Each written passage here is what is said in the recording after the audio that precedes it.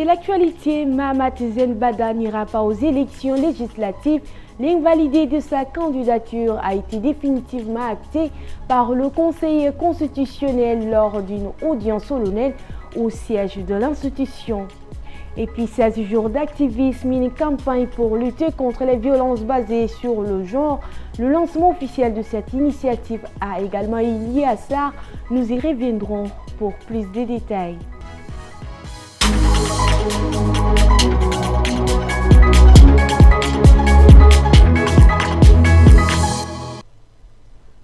Bonjour et bienvenue au 13h45 de Tchad Info. Le Conseil constitutionnel a rejeté le lundi 25 novembre la requête de Mahamat Zenbada, secrétaire général et candidat du mouvement patriotique du salut pour les élections législatives du 29 décembre 2024 dans le département d'Abtouyour au province du Guéra. Celui-ci contestait la décision de l'Agence nationale de gestion des élections ayant invalidé sa candidature, invoquant des irrégularités dans le processus. Guénondoum Cynthia pour plus de détails. Au verdict du Conseil constitutionnel, Mahamat Zenbada est disqualifié. Sa candidature, déjà rejetée par l'Agence nationale de gestion des élections, a été confirmée comme invalide par le Conseil. Motif, l'homme fort du mouvement patriotique du salut, parti au pouvoir, a été condamné pour détournement de fonds publics. Il sera donc le grand absent des élections législatives prévues en décembre prochain. Comme lui, d'autres candidats ont également vu leur candidature rejetée. À la sortie de l'audience, c'est la frustration qui domine. C'est une injustice de la part des organes de l'État. Au détriment de ces personnes, les gens ils veulent favoriser certaines personnes et reculent certaines personnes. Donc je suis victime, une fois de plus, je suis victime. Nous sommes frustrés parce que nous dénonçons le rejet ou l'exclusion de notre liste dans le département d'Abtouyour.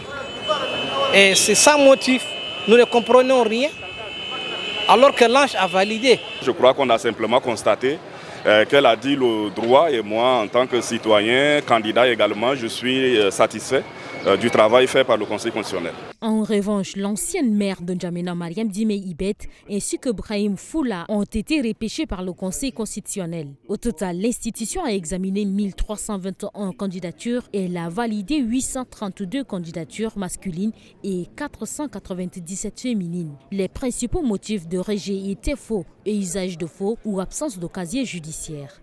Le gouvernement renforce le cadre juridique du secteur pétrolier. Le lundi 25 novembre 2024, la ministre du Pétrole, des Mines et de la Géologie a annoncé l'adoption d'une convention collective type destinée à régir les relations entre les sociétés pétrolières opérant au Tchad et leurs employés. Une initiative qui marque une avancée significative dans la protection des droits des travailleurs nationaux et la régulation du secteur. La nouvelle a été annoncée par la ministre du Pétrole. Voici un extrait proposé par Guémé Moussa.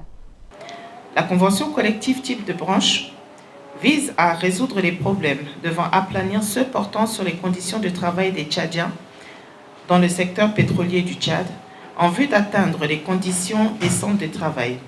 Car la disparité des textes conventionnels régissant les relations entre les sociétés pétrolières installées et ou opératrices sur le territoire de la République du Tchad, leurs sous-traitants et leurs employés créent des dysfonctionnements et sont peu propices à l'évolution professionnelle des travailleurs.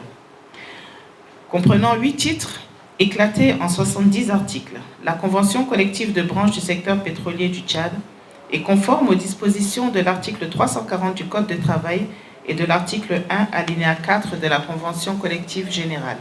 Santé, paludisme, ce fléau continue de ravager des vies, tandis que les experts y cherchent des solutions durables. Le ministre de la Santé publique et de la Prévention, Dr Abdelmadid Abderrahim, a lancé le lundi 25 novembre dans la salle multimédia du ministère le cours national du paludologie d'une durée de 3 semaines. Ce cours vise à renforcer les performances du programme national de lutte contre le paludisme afin de réduire la morbidité et la mortalité liées à cette maladie. Un reportage de Mbalasmi Emmanuel et Solmangar Maxime.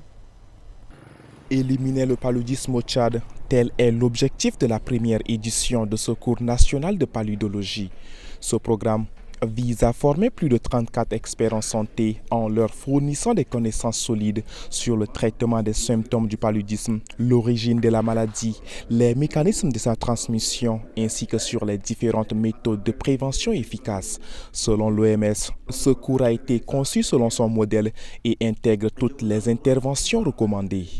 Ce cours a été conçu selon le modèle de l'OMS et inclut toutes les interventions recommandées, à savoir l'épidémiologie, le leadership, la recherche opérationnelle, la prise en charge du paludisme, la prévention du paludisme, la communication, la mobilisation sociale et le financement, le suivi, l'évaluation, l'analyse des données, la gestion de la lutte contre le paludisme, ainsi que la planification, la surveillance et l'élimination de cette maladie. Le paludisme demeure une préoccupation majeure de santé publique et la première cause de fragilité du système de santé au Tchad, d'où l'importance de ce cours, souligne le ministre de la Santé publique. Le paludisme est une affection parasitaire qui touche presque toute la région africaine. 95% des décès sont dus à cette maladie, enregistrée cette année par l'Organisation mondiale de la santé. C'est dans ce contexte que nous avons réfléchi à organiser ce paludisme pour avoir plus de compétences afin de répondre à cette affection. D'après les données de 2023 communiquées par le Programme national de lutte contre le paludisme, les structures de santé ont rapporté un total de plus de 1 700 000 cas de paludisme confirmés sur 2 600 059 218 cas suspectés. Tchad Info Midi, c'est aussi l'information au-delà de nos frontières et c'est avec vous, Atara Naidongarti. Les autorités ivoiriennes ont démantelé en juillet à Abidjan un réseau terroriste lié à l'État islamique, selon Le Monde. 6 suspects irakiens et syriens, arrêtés dans la commune de Koumassi grâce aux renseignements américains, prévoyaient de rejoindre l'Europe et pourraient être liés à un projet d'attentat aux Jeux olympiques de Paris. Des faux papiers et des dizaines de cartes SIM ont été saisis. En parallèle, à Madagascar, 2 autres membres du réseau ont été arrêtés à Antananarivo lors d'une opération appuyée par les renseignements français et américains. Ces arrestations marquent la première reconnaissance officielle de terroristes présumés originaires du Moyen-Chari en Côte d'Ivoire. Les autorités françaises et malgaches n'ont pas commenté. Au Burkina Faso, des manifestations ont éclaté lundi à Solenzo pour dénoncer l'inaction face à l'insécurité après une attaque ayant coûté la vie à 15 volontaires pour la défense de la patrie. Les manifestants reprochent aux forces armées de ne pas être intervenus malgré leurs alertes. Malgré les appels au calme des autorités et du chef du canton, la mobilisation a dégénéré. Le chef, accusé par la foule, a été lynché et tué, son domicile saccagé, un événement rare dans un pays où les chefs traditionnels jouent un rôle pacificateur. Les forces de sécurité ont dispersé la foule par des tirs de sommation et un couvre-feu a été instauré. L'Ukraine a annoncé mardi 26 novembre avoir été la cible durant la nuit d'une attaque russe avec un nombre record de 188 drones de combat qui ont endommagé, selon Kiev, des immeubles résidentiels et des infrastructures essentielles. Pendant l'attaque nocturne, l'ennemi a lancé un nombre record de drones de combat de type Shahed et non identifiés, ainsi que 4 missiles balistiques Iskander-M, a indiqué l'armée de l'air ukrainienne.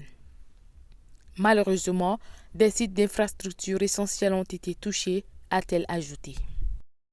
Pour finir, le réseau des jeunes et adolescents population et développement en collaboration avec Good Neighbor a donné le coup d'envoi hier matin à SAR de la campagne mondiale de 16 jours d'activisme contre les violences faites aux femmes et aux jeunes filles. La cérémonie s'est tenue au Palais des Arts et de la Culture. Garta Tombalbay, reportage signé Farel Brian Dokula, rendu par Nguinandom Cynthia.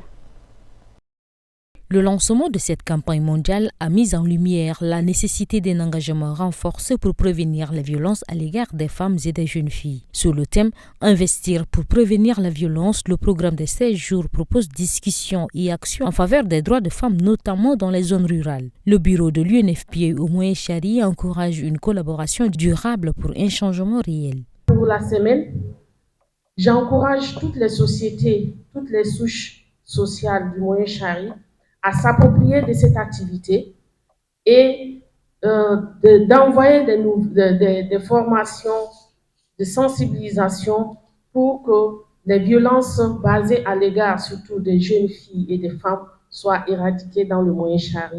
Le secrétaire général Fidel Kodengolo a exprimé le soutien des autorités locales pour promouvoir un environnement sécurisé pour les femmes et les filles. Des ateliers et activités de sensibilisation visent à mobiliser la communauté et à renforcer l'accès à l'éducation, la justice et à la prévention. Les efforts des organisations locales ont été salués, tout comme l'appel à l'action lancé aux participants. Cette ouverture des 16 jours d'activisme reflète espoir et détermination pour garantir un avenir meilleur aux femmes et aux jeunes filles. C'est ici que prend fin cette édition. Merci à vous de l'avoir suivi. Restez de nôtres pour vivre l'actualité en continu.